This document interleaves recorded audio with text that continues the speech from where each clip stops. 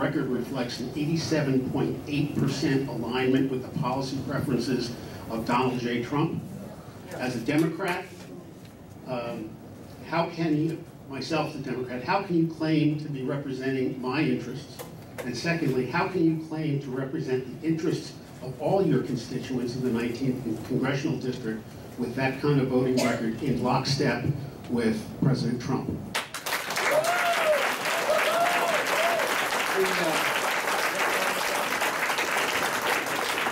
Well, first thing I would say is that the percentage you cite is based upon a categorization which the 538 website has come up with. And if you look at it carefully, you'll see that they select certain things to count in the calculation.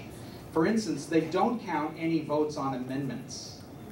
And on the time when I've broken with my party and voted for different things or voted against different things, that doesn't appear. For instance, when I voted against the amendment that said the Defense Department can no longer take climate change into consideration in terms of its military preparedness and where its bases will be, that vote isn't in there.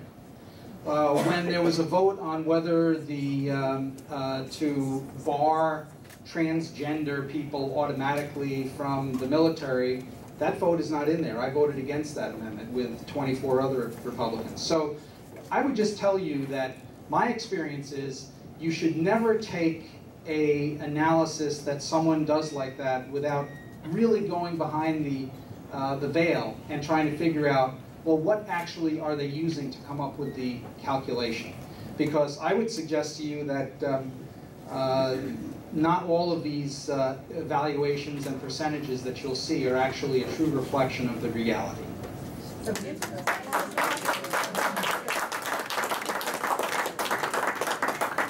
Congressman, if you're not voting in complete lockstep with Trump, then why don't we see you actively advocating your disagreements with him? I mean, you were elected to be a leader. If you're my leader, what I expect from you is to go out, if you honestly do not just issue a statement, get out there on the news shows and say, I disagree with the president on Charlottesville.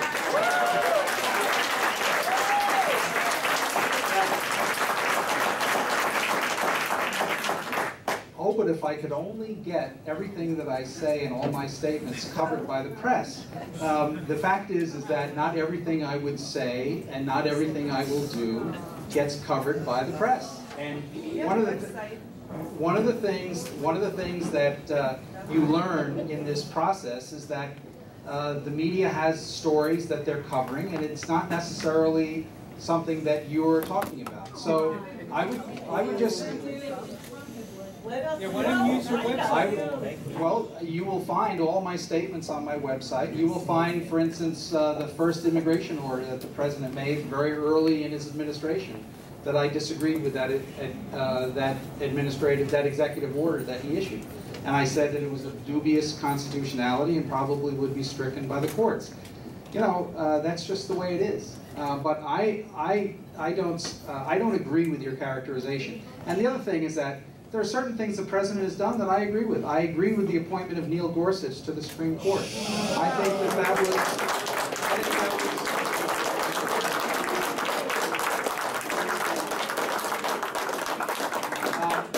and I also believe that we have to rebuild we have to really focus on building our missile defense technology, because this is vitally important for us to deal with rogue regimes like North Korea, with regimes like Iran.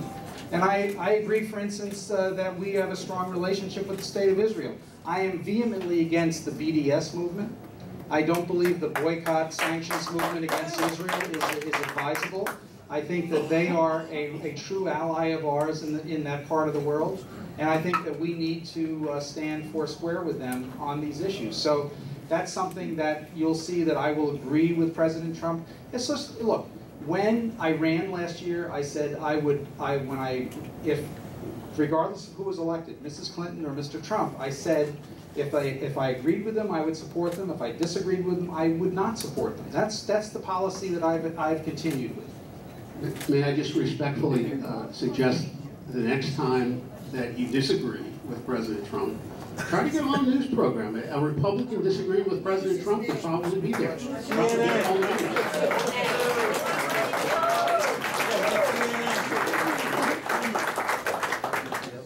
think the next question will prove a follow-up. I'm going to hand this to Mark Ryder, and next up will be Karen Markinson. Hello, Mark Ryder.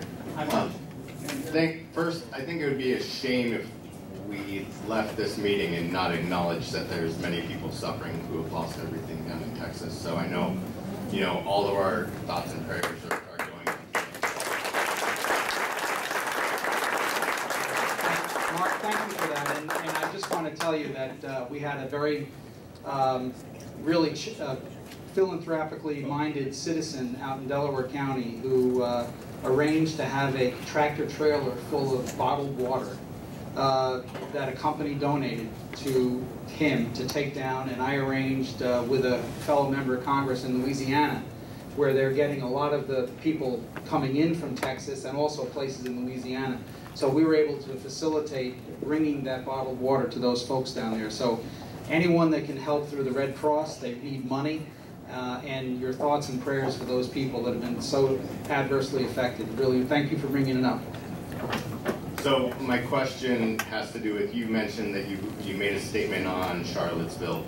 You made another statement on Sheriff Joe Arpaio, but many of your constituents still feel that you have condemned our president really enough in those statements. And so I wanted to ask, do you still feel that Donald Trump is fit to be our president? Yeah.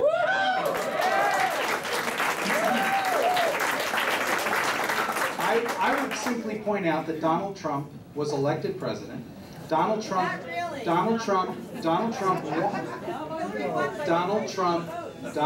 won this congressional district as well. So I would respectfully suggest that you really need to take a look at the election results. The election results in this congressional district. He won this district by about 6 points. I won by about 8.5 points.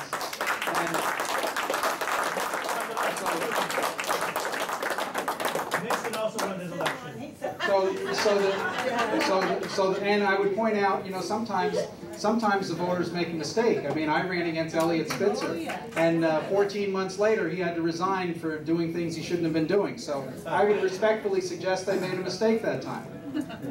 Okay, great. So that falls right into my follow-up. I guess you believe Spitzer was a mistake, but I wonder if you believe that Trump was a mistake, and that if brought in front of the House of Representatives, a lot of things have come out in the last 8 months. Would you support an impeachment hearing?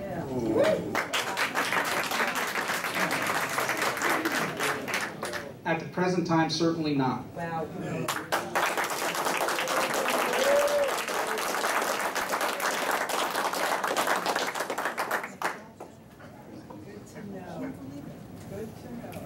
Following Karen is Leslie Berlian.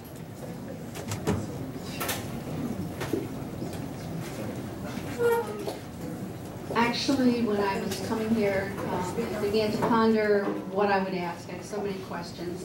So I actually reached out to a whole bunch of people on my contact list who weren't necessarily affiliated with any particular group. They weren't affiliated with any particular committee.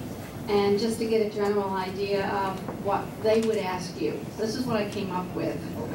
And it has been addressed a bit before, so I'm sorry if it's redundant. 2 parts, basically. How would you characterize the Trump administration's approach to immigration and civil rights? And how will you use the power of your office to speak out against the Trump administration's xenophobia regarding foreigners, gays, lesbians, transgenders, and of course racism?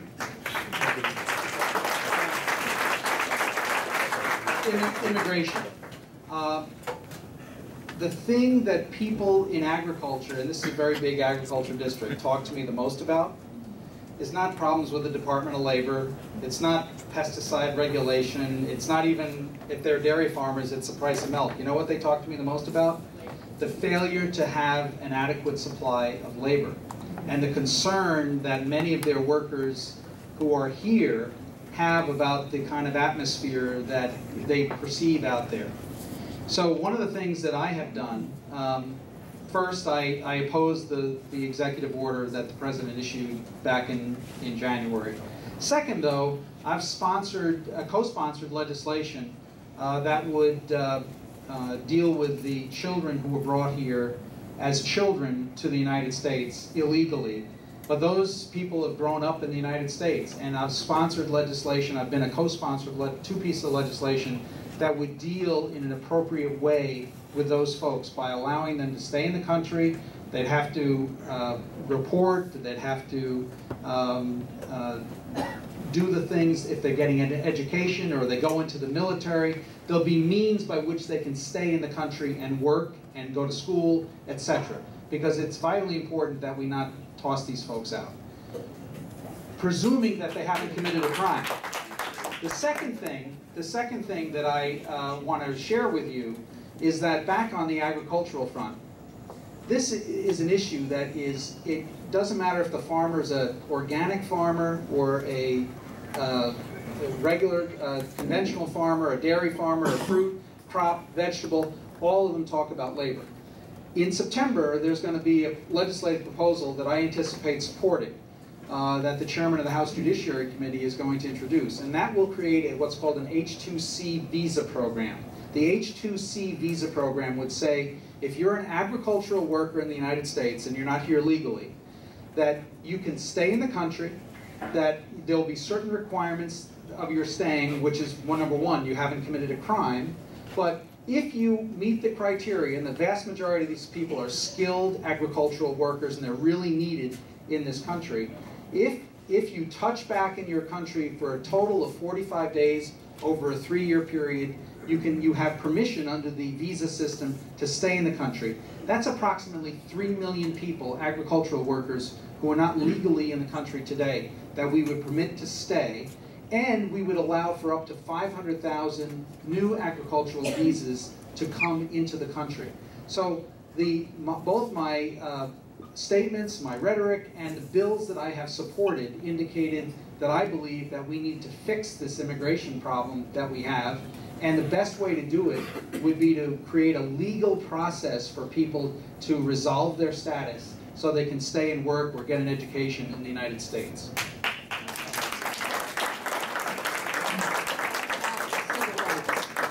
Yeah, I'm a firm believer in civil rights. I was one of the first Republicans many years ago in the state assembly that supported the so-called SONDA bill, Sexual Orientation Non-Discrimination Act. So, I believe every American should be given the fair opportunity and should not be discriminated against. And I also believe that I love the song America the Beautiful. America the Beautiful is a wonderful song, but the second verse goes, I'm not going to sing it, thankfully, for all of you, but there's a line in it in the second verse that says, God mend thy every flaw. America has flaws. We all know that. But we are always striving to improve our country. And that is the democratic ideal. I believe in the national motto of the United States, which is E pluribus unum, out of many one. I'm a product of Irish-Italian immigrants that came many years ago to this country, and I'm very proud of that. And I think that the immigration system should be one that's welcoming, but at the same time, we should insist that people follow the law and a legal process to come here. Because it's vitally important, as I mentioned before, in terms of drugs and other issues, that we make sure that we have secure borders.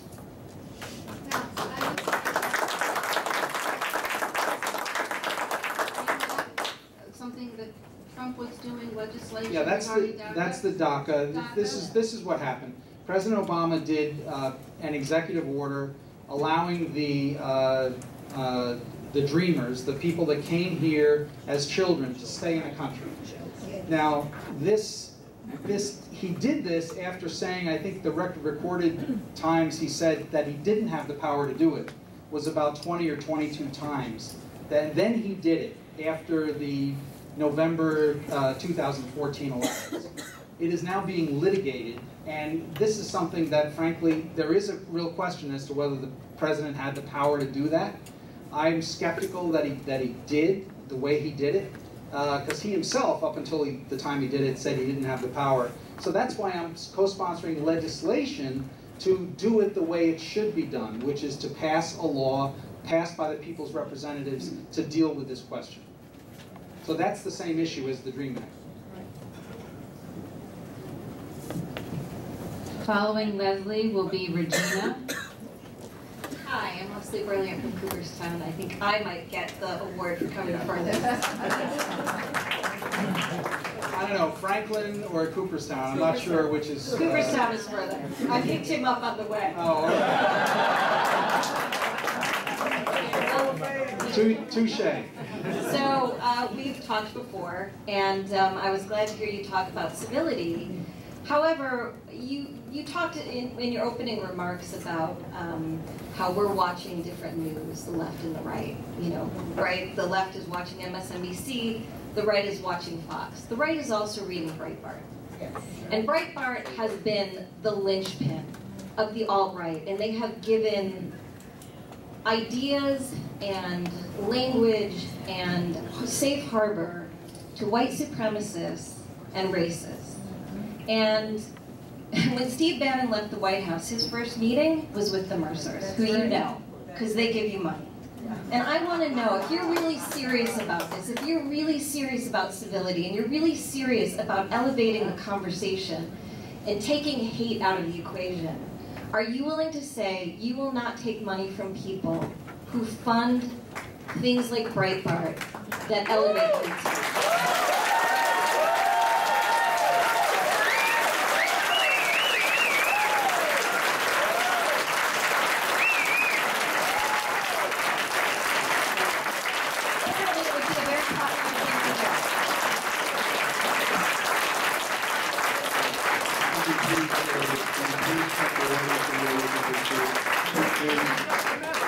Please, thank you. So I personally have never read Breitbart, and so well, I can tell you some of the headlines. Well, I don't follow Renegade it. Jew, single women are ugly. Yeah, I mean, obviously, that kind of stuff is reprehensible, and I don't subscribe to it. And I think you'll find, by the way in which I've conducted myself in public office, that I certainly don't Yes subscribe or no? to Are that. you willing to disavow money from people who support things like Breitbart that support hate speech? Yes or no question. And it would be a very popular thing to say you disavow. Well, I can tell you that I do know Mr. Mercer. I have never once ever heard him say anything. He gives them money. Well, so we're gonna agree to disagree on this point.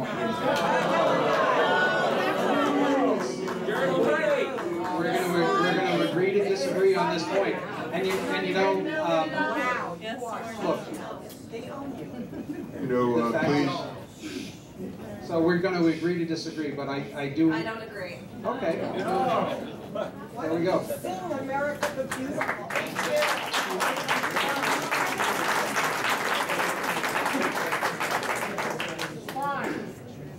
Following Regina, is Regina here? Following Regina will be Rosa Lizarde.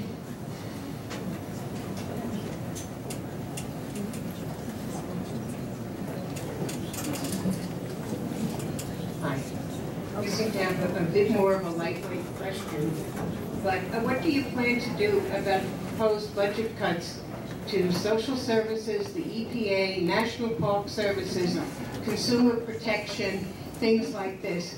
I mean, there have already been impacts on wildlife, on consumer protection, on safety issues for pharmaceuticals and other things. We're just getting out of control when it comes to the people themselves having to fight for everything that we need. Medication is not tested properly, or if it is, it's tested by the pharmaceutical companies. It should be independently tested. We should look at our animals. We need to take care of our wildlife. We need to take care of our environment. It is really, really something that I find. I don't have kids, so when I die, who cares? You know, the world will go, if it blows up, who cares? You know, but there are other people, and there are other creatures that inhabit this earth.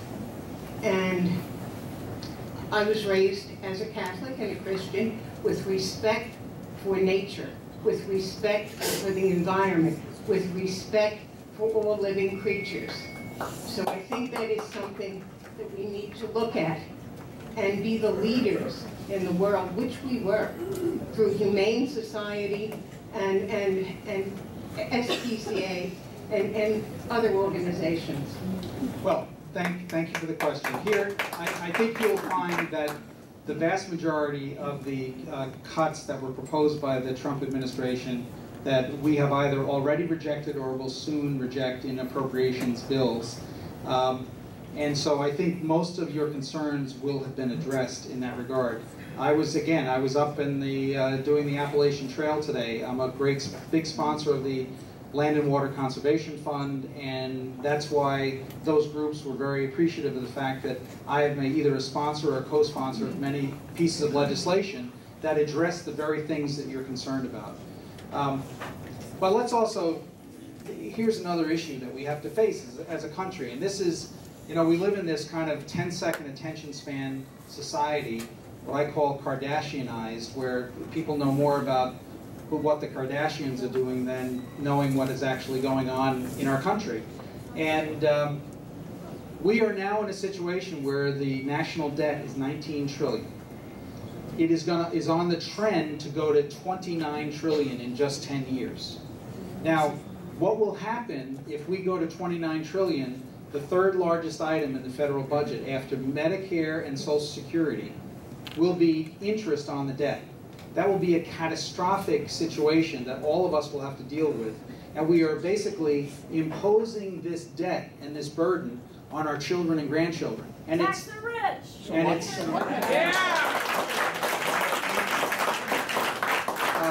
And so the bottom line is that we have got to address this issue, we've got to reform, and we've got to grow faster in the economy. This is another reason why I would like to see tax and regulatory relief that will inspire more private sector job growth in our country, more investment. That creates more wealth and it creates more opportunity and more jobs, and that's what we need.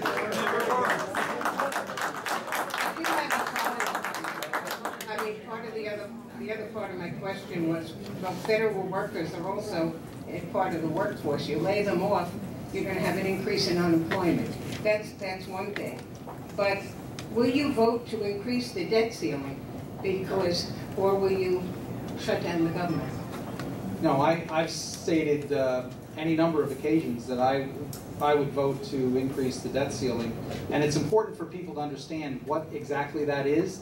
That basically says the United States government is going to pay for the debt that they've already accumulated.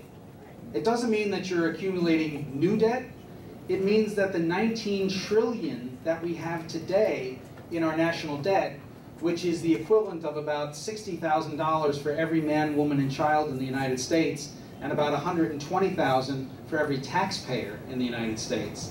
That debt is an extraordinary burden. If we get to a situation where the third largest item in the federal budget after Social Security and Medicare is interest on the debt, it will be a catastrophic situation for our country.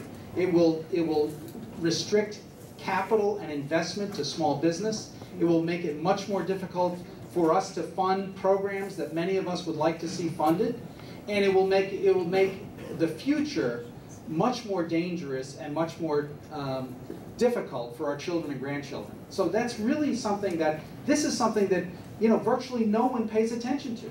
At 19 trillion is, for those that are counting, 19,000 billion. You know, it's a little difficult to get your arms around that, but this is the trend that we are on as a country, and it is catastrophic if we allow it to happen. Now that I put everyone to sleep.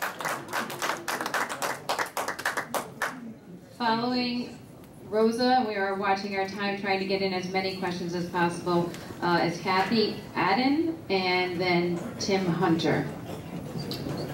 Thank you. first of all, let me say I'm a member of the Move Forward New York. And if we can have a big cheer again for the organizers of this event.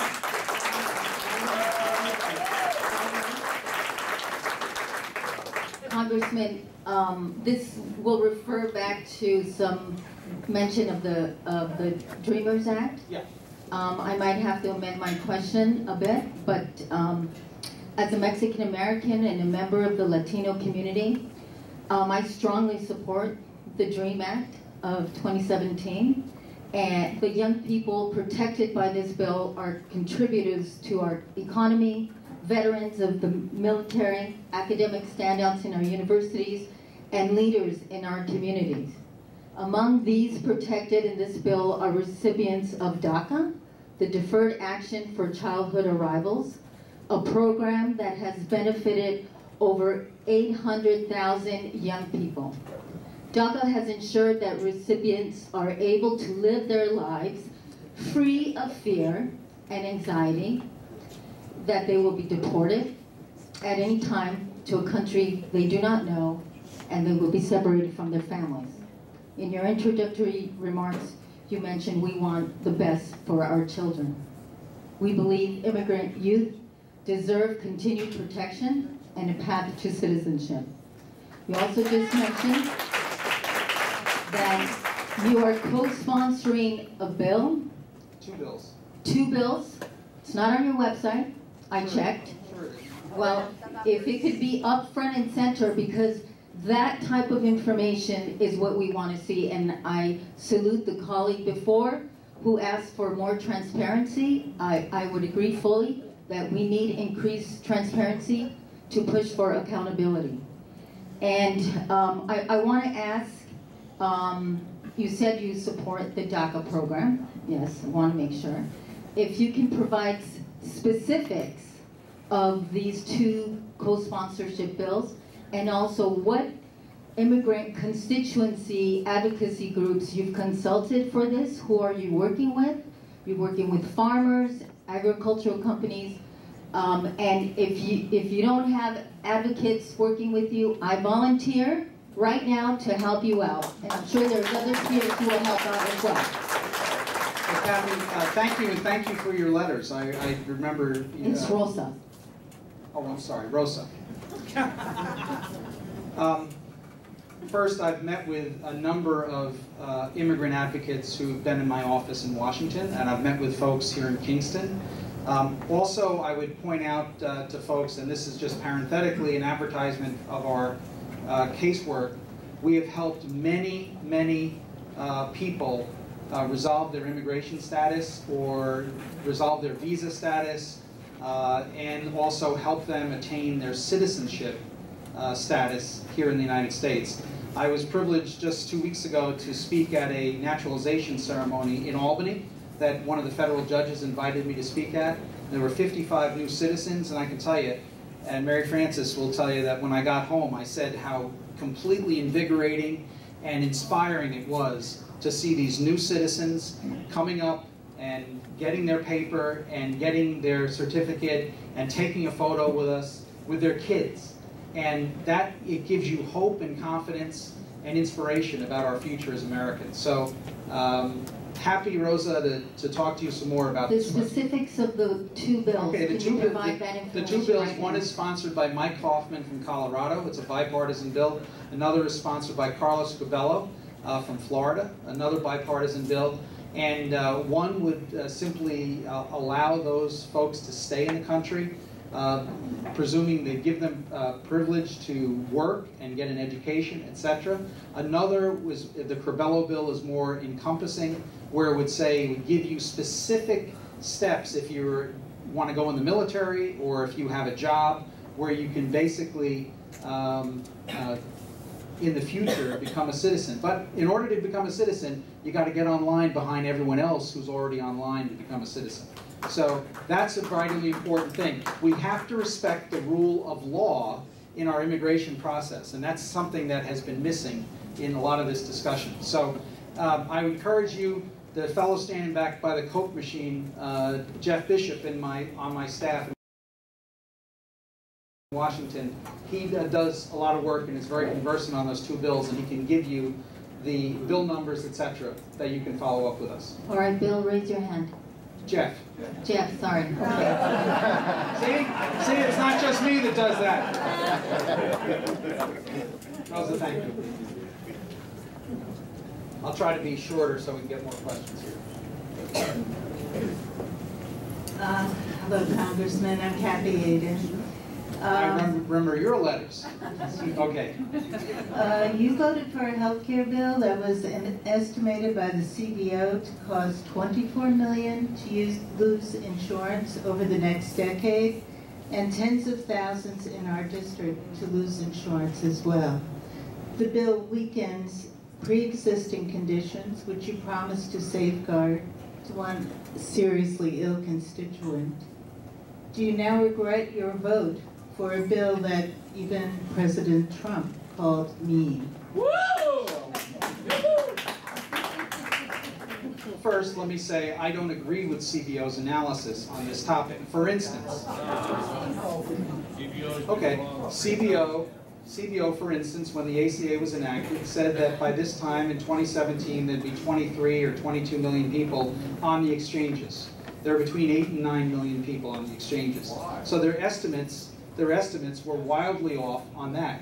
The other point that I would make is that CBO counted in their number the people who currently, there's 6.5 million people who are paying the penalty, the fine, rather than buying the insurance. So they counted in that 22 million number the people who are currently paying a fine so they don't have to buy the insurance. So I think some of their analysis, they are very good when it comes to saying, well, what the deficit's going to be, how much a particular program is going to cost. They are not very good, in my view, when they are subject to subjective points of view. What will human behavior, how will people change their behavior in light of changed circumstances? So what I'm trying to do now, because the legislation failed, what I'm trying to do now is, again, as I enunciated before, come up with bipartisan solutions that both Democrats and Republicans can agree with, because there are a lot of features of the ACA that are not working. So that's really what my position is, and I hope that we can get something accomplished this year. To follow up, are you going to be supporting strengthening the Affordable Care Act so that coverage is expanded universally? I would like to fix the flaws in it, and I would also like, however, to create more options for people through tax credits to buy insurance outside of the exchanges. So,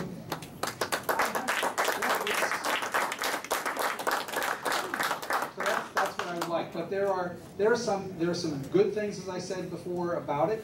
And you referenced Medicaid. Someone was on Medicaid who has a pre-existing condition. Those folks aren't even affected by this question because Medicaid does not do health underwriting. In this state, I think. No, anywhere in the country. Medicaid is income-based. They do not do health underwriting. So someone who is on Medicaid does not have an issue relating to pre-existing conditions because there is no health underwriting in the Medicaid system.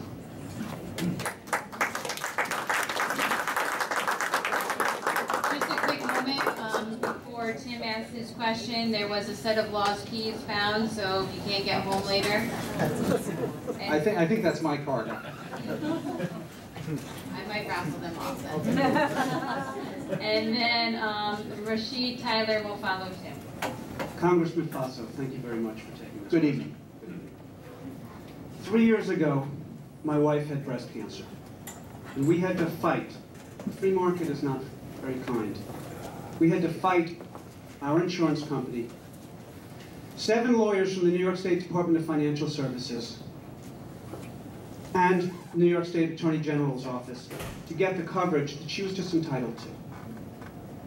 Last year, for the leukemia, which she unfortunately got from the chemo, we had Obamacare. It's just unbelievable, the difference. She was treated in the finest Manhattan hospital, which previously would have been deemed out of network. Now, had she survived, she would have been placed in one of Paul Ryan's high-risk pools. And you, Congressman, were the tie-breaking vote that brought this out of committee. That's right. You were the vote that voted yes on the floor. And you yourself even penned an op-ed in the Daily News in favor of this bill. These high-risk pools would limit coverage, make premiums unaffordable, effectively having the same consequences as the fictional death panels that Sarah Palin warned of. Now, Medicare for All would bring coverage to 100% and lower costs by removing the profits of the insurance companies, from which you received $24,400 this year alone. Now, I know you just downgraded the accuracy of the CBO, but perhaps a lot of the reason that there wasn't as much coverage as there should have been was a lot of Republican governors were not taking advantage of the federal money, so it was not growing in the manner that it should have. Republicans were intentionally submarining Obamacare as a political ploy. Now, the CBO says that over 20 million people, 15 million, 20 million, 24 million, does it really matter? One person, 1 million person, people would have lost coverage. That's the bottom line. In your district alone, 20,000 people would have lost coverage. Now, in Ulster County, 20,000 would have lost coverage. In the district, 65,000. And 290,000 people in your district with pre-existing conditions were at risk of losing coverage. I'm one of those. Now, and this was only to offset a tax break for billionaires. And wait for it, insurance companies.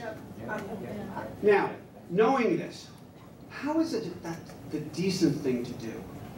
How can you possibly justify the death of thousands of people for a tax break for the rich? And I believe that every single American has the right to basic health care. Do you? Amen.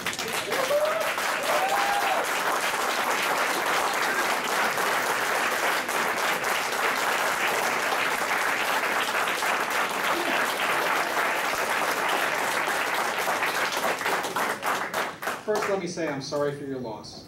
And anyone that goes through that deals with unbearable suffering, and I very much am sorry for what you had to deal with in your family. Second, I believe that you have grossly mischaracterized my position and the effect of the legislation. I voted for it because I believe that it would improve the healthcare system. And we have a different point of view on this. But here is where we stand now. Rather than relitigate the questions previously, what I'm trying to suggest is that we should be trying to find areas where we can find common ground and where we can agree to fix some of the flaws that are in the system. I mean, you say, for instance, it was a tax break for insurance companies. In actual point of fact, the taxes that are imposed both by New York State and by the ACA go right through to premium payers.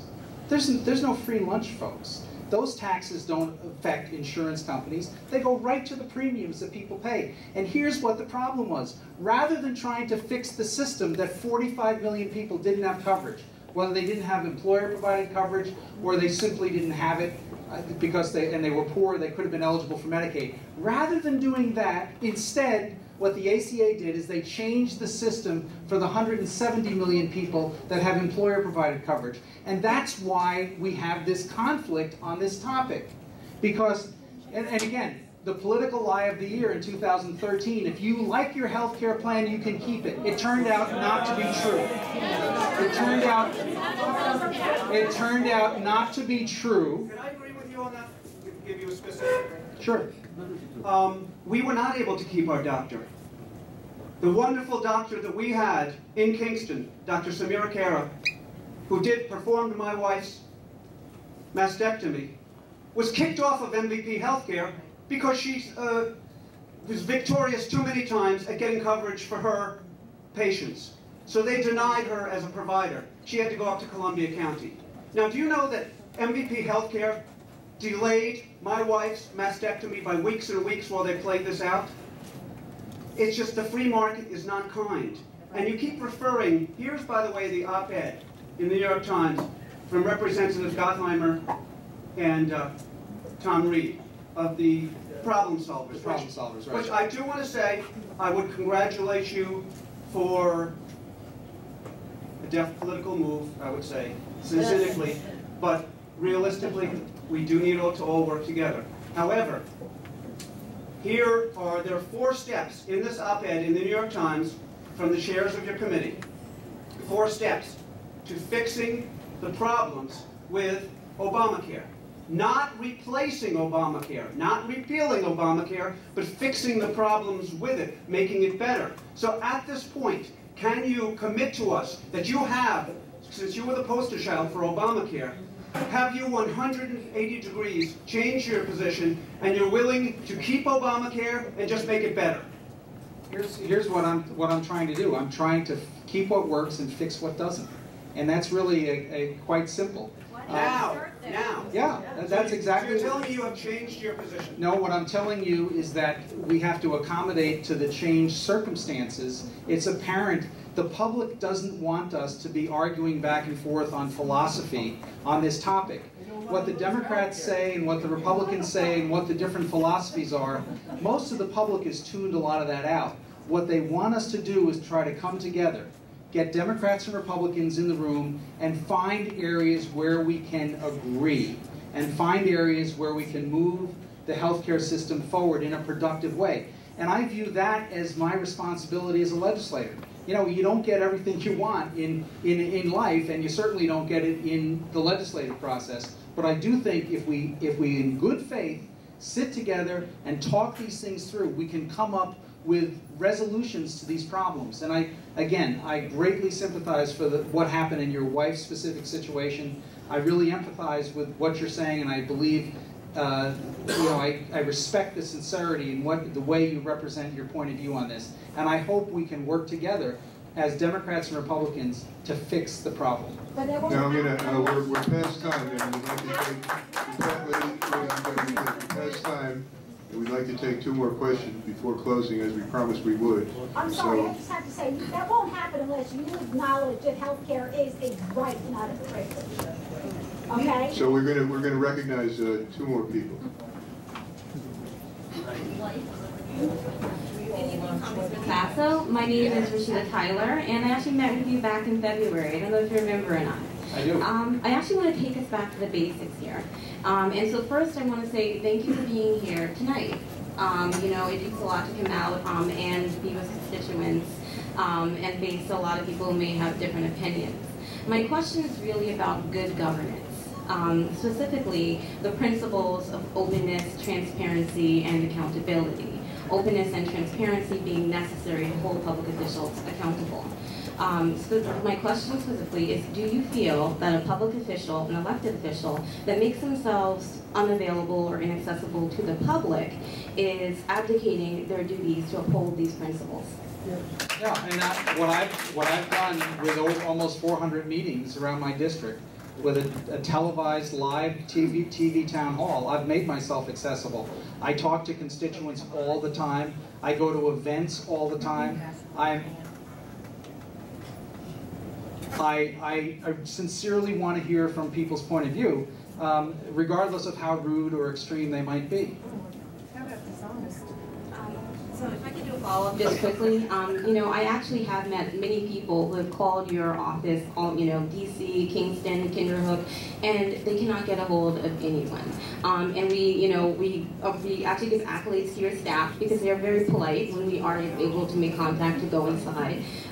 But we have found you particularly to be someone that has not upheld the principles that we would expect in a public official, regardless of your party.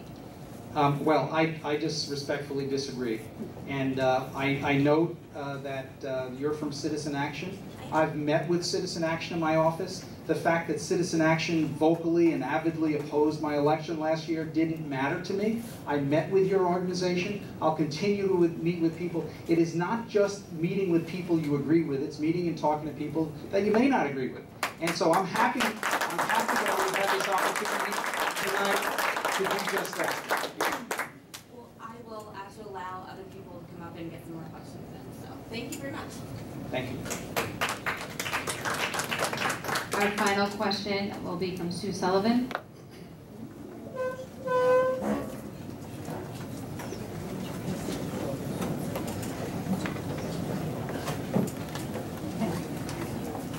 Hi, good evening. Good evening.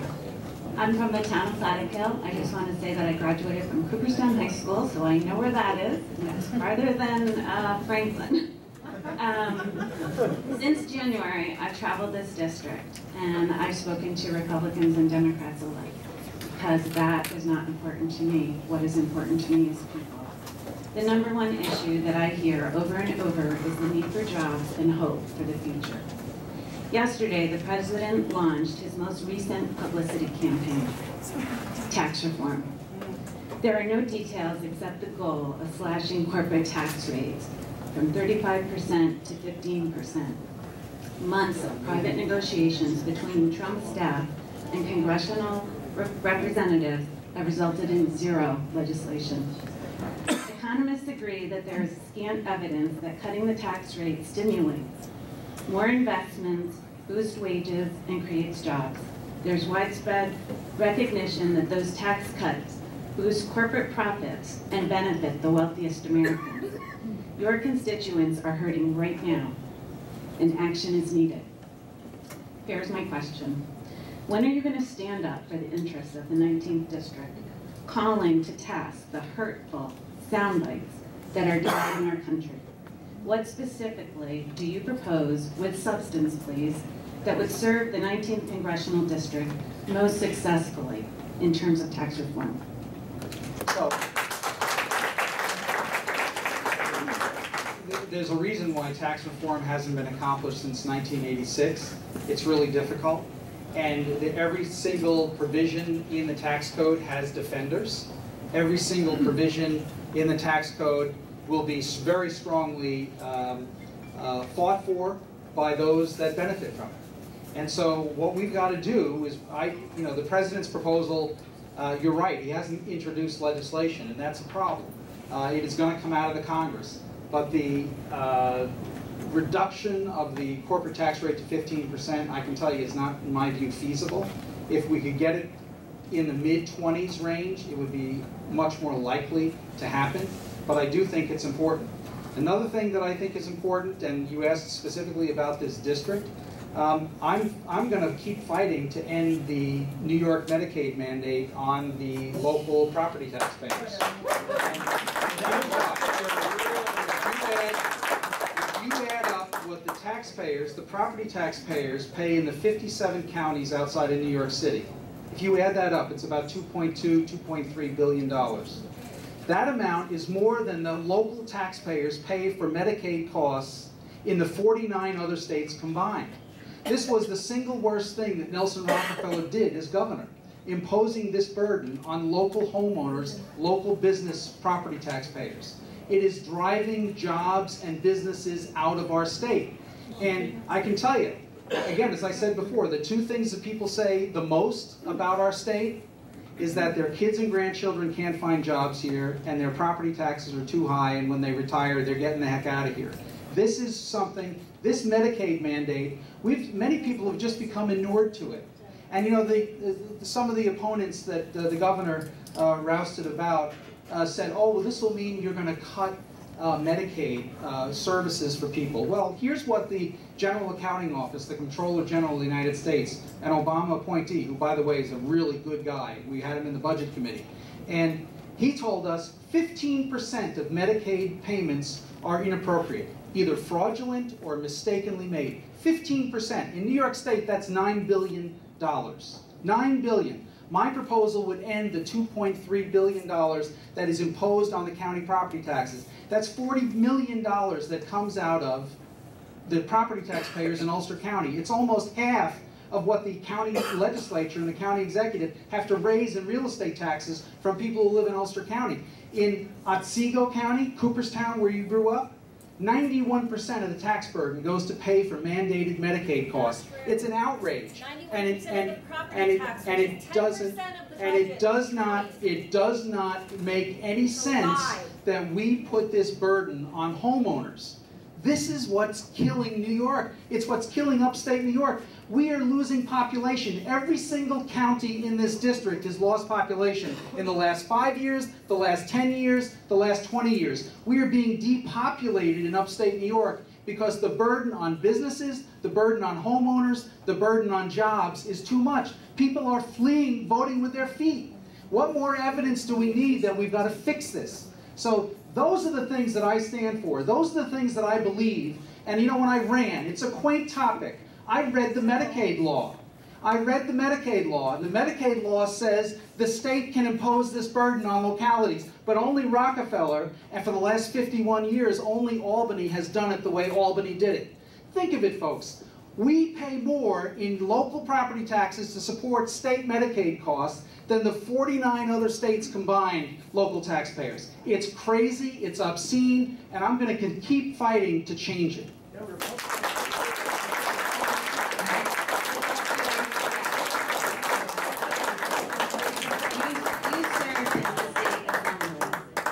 Legislating state issues from Washington and having it only be focused on New York is not your job. Exactly. Oh, I would say it is my job. In fact, I'm working on other things right now. We have a thing called the scaffold law in New York State. This raises the costs of every single family home in New York State by approximately $10,000. It means it's strict liability if there's an injury on a construction site, if there's a gravity-related thing. You hear the trial lawyers on TV saying, construction accident? Call us. Because you know why? They don't have to prove a thing in their case. Someone could go up on a ladder drunk, and the owner of the property and the contractor are strictly liable in tort. We are the only state in the country to do it. So you know what I'm proposing in September? I'm proposing, and this is news. I haven't announced this yet. I'm proposing that any federal dollars, if they're federal dollars that are used for transportation, for bridges, for community development, for FEMA projects, for housing, affordable housing projects, are increased by 7 to 10% more in our state because of this crazy law that no other state in the nation has. So rather than waste federal taxpayer resources and waste resources and continue to drive people out of our state, making it more unaffordable, I'm going to propose that if we have a situation where you're using federal dollars in our state for construction, you have comparable negligence rather than strict liability. That will save everyone money. And that's what I'm about. That's why we've got to change what's happening. People are voting with their feet. They're getting the heck out of here. That's what's happening. Why is our district 11 counties from Vermont to Pennsylvania? Because 30 years ago, this district,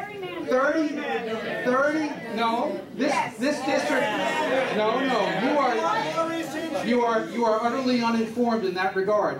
This is not, no, these district lines were done, these district lines were done by a federal magistrate judge. There was no politics involved in that whatsoever. But 30 years ago, this district, the size of this district in upstate New York, would have 2 members of Congress. We are literally depopulating ourselves because of these crazy policies, and that is what I'm going to try to change. Thank you so much. Thank you for being here tonight. I really appreciate it.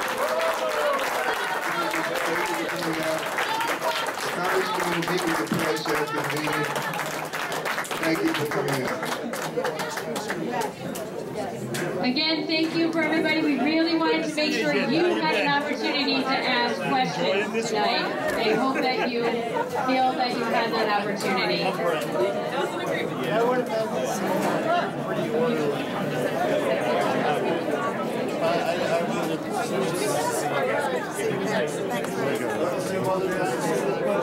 I